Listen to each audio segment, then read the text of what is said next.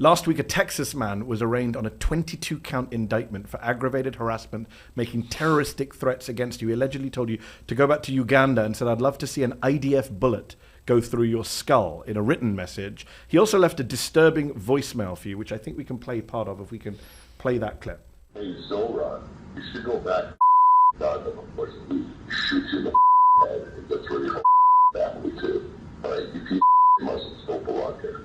Not compatible with our Western values. So stop doing your anti-Semitic rhetoric. Shut the up and get the out of there. You Muslims don't belong here. You're not compatible with Western values. That's pretty much what mainstream Republican politicians have been saying about you, without the death threats, but the same Islamophobic rhetoric. What were you thinking when you heard that?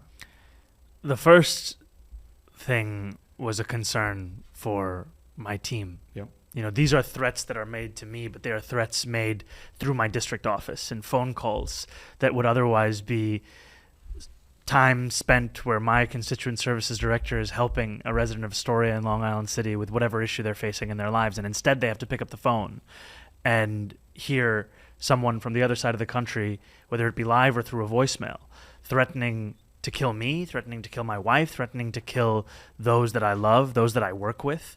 And these threats, they are not only wishes for an IDF bullet to go through my skull, but also threats to blow up my car.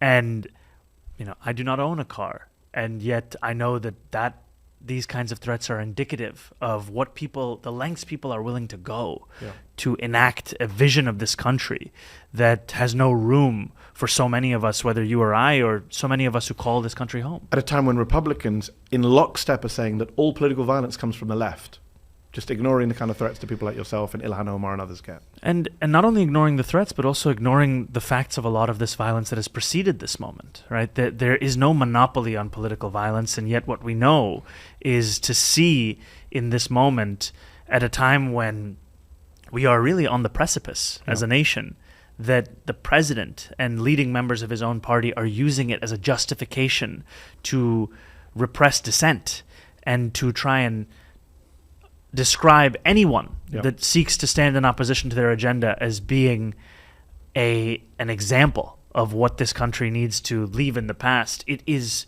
part of what fuels this kind of rhetoric and these kinds of threats.